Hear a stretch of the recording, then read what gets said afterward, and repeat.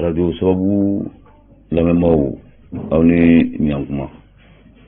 an bɛ aw fo ka aw waliɲuman dɔn aw tulo bɛ aw ka radio so mandi la min ye radio sababu ye sɔn bi bila in na an bɛ foli ani tanu ni an b'o ɲɛsin aw ma ne fana bɛ bi kunnafoni lase waati ko fɔ aw ye bakuruba kunnafoniw la lamɛnnikɛw ka secrétaire sous-secrétaire min ka baara ɲɛsinnen bɛ adamadenw ka hakɛ kɔlɔsili ma ale tun bɛ kunungo docteur Sugel Kokala Mayiga fɛ ko taabolo min filɛ transition kɔrɔ ko a ka ɲi kosɛbɛ novembre kalo tile 7 ni ala ma ko wɛrɛ kɛ CEDEAO jamanaw u bɛn'u ka lajɛrɛ dɔ kɛ a bɛna kɛ Laginɛ ani Mali kunkan fɛn min n'o ye an ka minisiri Ale Diop ale kɔni bɛ wuli ka jɔ bɛɛ la bi walasa ka taa kunnafoni di maaw ma sɛbɛnfura dɔw labɛnna walasa sigikafɔ min na a bɛna kɛ o baara ɲɛbila baaraw daminɛna kunnafoni kan ka di walasa kunnafoni jɔnjɔn bɛ se ka sɔrɔ cogo min na yanni lajɛrɛ yɛrɛ don cɛ kulubali kibaruyaw la an bɛ aw ladɔnniya k'a fɔ mɔgɔ kalannenba dɔ bɛ docteur caman ko olu kɔni tɛ baara la nin waati in na u lakodɔnnen tɛ olu kɔni y'a laɲini ka u ka wulikajɔ bila sen kan walasa u bɛ se ka lakodɔn cogo min na o y'a sɔrɔ Burkina Faso Jean Pierre Palma ale min ka fara Bukari Longani kan ko o kumaw de bɛ sen na ka Thomas Sankara ka bɔnɛni ma ni na coup d'état min ni sira kelen bɛ a la kosɛbɛ n'a sɔrɔ Blaise Compaoré ma coup d'état kɛ ninnu faralen ɲɔgɔn kan o de y'an ka bi donkibaru bakurubaw ye a bɛna lase aw ma fana balimakɛ Karim Sidibe fɛ a bɛ dugawu don Ala ka an bɛn ni sababa ye Mali kibaruyaw la lamɛnnikɛw ka sous-secrétaire ni ale yɛrɛ ka baara ɲɛsinnen bɛ kɛrɛnkɛrɛnnenya la adamadenw ka hakɛ kɔlɔsili droit de l'homme ale ka baara ɲɛsinnen bɛ o de ma a nana ye k'a fɔ laban in na ko farancɛ fanga min bɛ yen bi k'a taabolo ka ɲi kosɛbɛ ka d'a kan ko hakilina min filɛ n'o ye adamadenw ka hakɛ kɔlɔsili k'a bɛ ka sabati kosɛbɛ Mali la bi tan o la ale kɔni bɔ min kɛra kunungo Sugel Kokala Mayiga fɛ ni ani kunnafonidilaw ye ɲɔgɔn ye o kɔni ye min fɔ o de kɛra nin ye tuma min na ni a bɔra docteur Sugel Kokala Mayiga ale fɛ yen nɔ kalo dimanche don n'o bɛ bɛn kalo ni tile 7 ma a jirala k'a fɔ farafinna tilibiyanfan bolo jamanaw CEDEAO olu kɔni bɛ lajɛrɛ min ni a bɛna boli kɛrɛnkɛrɛnnenya la jamana 2 kan Laginɛ ani Mali a bɛɛ lajɛlen jamana 2 la coup d'état kɛra a bɛɛ la wa ko o min n'o bolodalen bɛ ka bila dimanche nata la Mala dɔnna k'a fɔ an ka minisiri ka baara ɲɛsinnen bɛ Mali kɔnɔko ani jamana wɛrɛ kɔnɔko ɲɛnabɔli ma ale kɔni ye wulikajɔw bila sen kan a tile 2 in na tun bɛ kɔrɔba jamana kan ka taa ɲɛfɔli kɛ jamana ɲɛmaaw ye ko in bɛ cogo min na Mali bɛ lihala min na bi n'a fɔra k'a fɔ ko o bɛ na gɛrɛtɛ wɛrɛ ta ka ɲɛsin Mali ma ko o kɔrɔ ko a donna nataw la kuma don kuma min n'a bɛna bɛɛ lajɛlen sɛgɛn donna a nataw la ka d'a kan Mali bɛɛ b'a dɔn bi k'a fɔ gɛlɛya min b'a kan san 8 an taara san 9 na kɛlɛ bɛ Mali kun kan surasi caman min bɛ Mali la bi k'a daminɛ MINUSMA Force Barkhane ka fara G5 Sahel kan kana fara Mali yɛrɛ lakanabaw kan an b'a ladɔnniya k'a fɔ ko a ka ca wa foyi tɛ ka bɔ kɛlɛ in na o siratigɛ la farancɛ faga min bɛ yen bi olu kɔni ka laɲini ye min ye ka ko in to Malidenw yɛrɛ k'u hakilina di a kan u ka sigiyɔrɔ kelen ka fɛn fɔ ka kalafili labɛn ka waati di farancɛ faga in ma walasa olu bɛ se ka labɛn kɛ cogo min na kalafili tɛna ɲa kɛ kɔ a ka kɛ o y'a sɔrɔ labɛn bɛɛ lajɛlen sabatilen don fɔɲɔgɔnkɔba tɛ yen ko ni kalafili kɛra o kɛcogo la a ka ca Ala fɛ ko Mali bɛ se ka sigi sen kelen kan kabini san 2000 ani san 1992 Mali sariya gafeba min sigira ko yɛlɛma ma don a la ni yɛlɛma ma don dɔw la laban ko yɛlɛma tɛna se ka don a la tuguni ka da ka jamana ɲɛmaa fɛn fɛn sigira olu tun tɛ se ka yɛlɛma don a la a nana ye k'a fɔ faransɛ fanga de ka ɲi bi tan o ko de bɛ se ka yɛlɛma don Mali yɛrɛ kɔni o sariya gafe b'a la o satigɛ la an b'a ladɔnniya k'a fɔ ministre Ablaye Diop ale kɔni bɛ nin taama de la k'a ɲɛsin CEDEAO jamana ɲɛmɔgɔw ma walasa u bɛ se ka faamuyali dɔndɔn sɔrɔ ko la cogo min na o waati kelen y'a sɔrɔ kunnafoni tun y'a jira k'a fɔ ko o gɛrɛntɛ bɛ na ta ka ɲɛsin Mali ma ko ONU n'o ye diɲɛ sirigɛnna tɔnba ye ko olu ko o bɛ CEDEAO kɔ a ma fɔ ten min fɔra o y'a ye k'a fɔ ko ni a nana kɛ k'a fɔ gɛrɛntɛ bɛ na ta ka ɲɛsin Mali ma sisaw ani sini jamanaw ko olu si tɛna sɔn ka i tigɛ nɔ bila o gafew la olu dun n'a sera olu kan gun kan ni sini banna walima ni Russie jamana banna kɛcogo si tɛ o ɲanginiw la ka da ka ko CEDEAO fana tɛna se ka kɛ a yɛrɛ ma ten nka nin bɛɛ la sigi ka fɔ de kaɲa la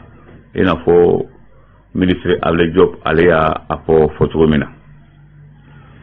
Mali kibaruyaw la halisa an b'a ladɔnniya k'a fɔ ɲɛbila sɛbɛn dɔw labɛnna ni a bɛ f'o ma ko avant projet de la loi électorale o sɛbɛn fura minnu labɛnnen don fo ka kunnafoni di a kan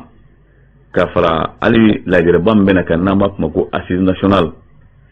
k'o ɲɛfɔ malidenw ye walasa u bɛ se k'a faamu cogo min na n'o y'a faamu ka assise n'o ye sigi k'a fɔ n'a kan ka daminɛ kabi kominiw la fo kana se fo Bamakɔ yan a kan ka kɛ cogo min na fo ka kunnafoni jɔnjɔn di malidenw ma u k'a faamu o la sɛbɛnfura min bɛ bolo la o sɛbɛnfura min bɛ bolo la o kunnafoni de bɛna di bɛɛ ma walasa bɛɛ k'a faamu sani k'a fɔ n b'a fɛ walima n t'a fɛ o y'a ye k'a fɔ i y'a kɔnɔ kuma faamu o sɛbɛnfuraw labɛnnen bɛ nin waati in na walasa o don min n'o sera n'o bɛna kɛ assise nationale ye bɛɛ lajɛlen bɛ se k'a faamu cogo min na ka baara kɛ a kɛcogo la CNT o ye lajɛrɛ kɛ kunu lajɛrɛ min ni a sinsinna maa min kan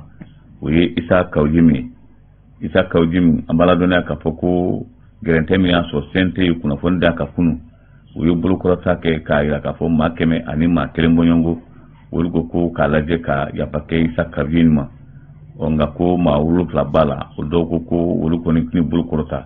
dɔw yɛrɛ kɔni ko olu fɛla ta ye ko k'a bila min kuma la se CNT tɔgɔ la o ye madame Kadija Sangare ale ni kunnafoni di kunungo tuma min na n'u tilara u ka lajɛrɛba la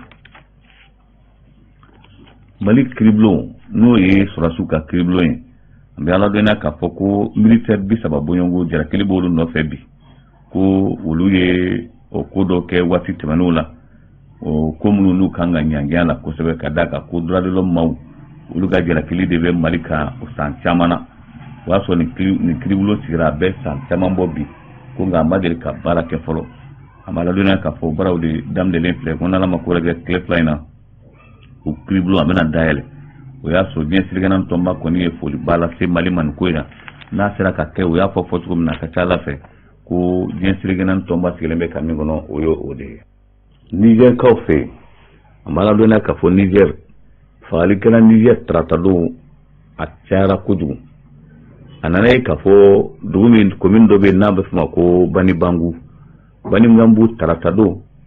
tuma min na ni a nana ye k'a fɔ Niger lakanabaaw olu yɛrɛ dɛsɛlen bɛ ka lakana sabati Niger tilaberi fanfɛla la denmisɛn dɔ de farala ɲɔgɔn kan ko walasa olu bɛ se ka lakana sabati cogo min na nin yɔrɔ kofɔlen in na o kɛra sababu ye o denmisɛnnin kofɔlen maa 60 ani maa 9 tuma min na n'olu tun bɛ taa kasigi la an b'a ladɔnniya k'a fɔ o taara bi janfa cɛ ma janfa min ni maa min bɔra la a dɔgɔyara kosɛbɛ ko min bɔnɛna nin na ani minnu ma ye o de cayara min bɔnɛna nin na k'a bɛ jɔ maa 60 ani maa 9 na o bɛɛ lajɛlen fara o kɛra sababu ye Niger jamana ɲɛmaaw k'u y'a laɲini ka tile 2 tasibila kɛ ka ɲɛsin banbagatɔ ninnu ma ka da ka ko o tora u ka jamana n'o ye Niger kɛ ko o tora o kɛlɛ de la o satigɛ la o min fɔra fɛn min n'o ye tilabiri mara o kɔni y'a ja k'a fɔ ko in bɛ cogo min na olu dalen t'a la n'a y'a sɔrɔ olu ni Nigerikaw ka jamana ɲɛmaaw bɛɛ jamana kelen kɔnɔ maa min bɔnɛna nin na san 2019 kɔnɔna na kelen k'a bɛ jɔ maa 100 a n'a kunkanfɛn n'a ta minnu fagara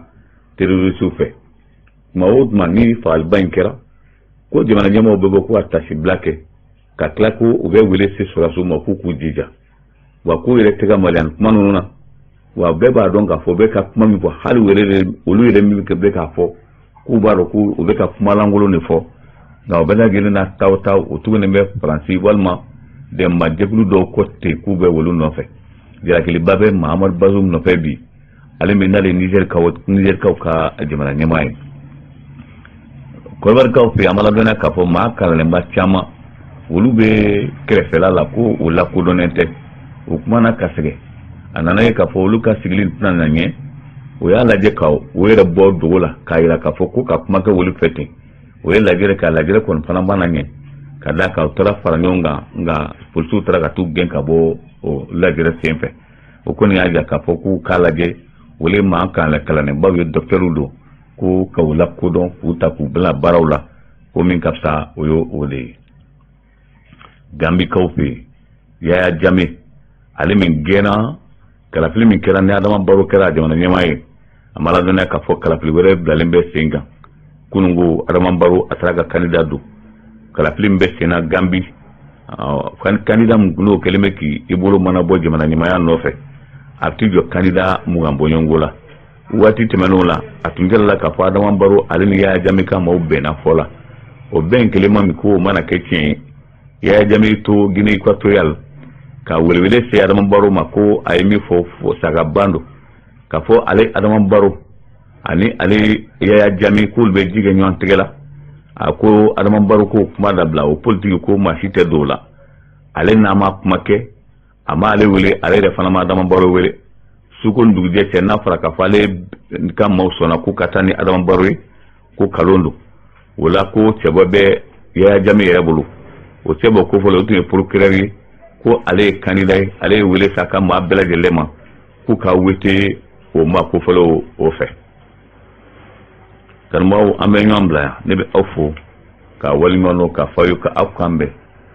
wati wore aka to be ngan sala Muhammadu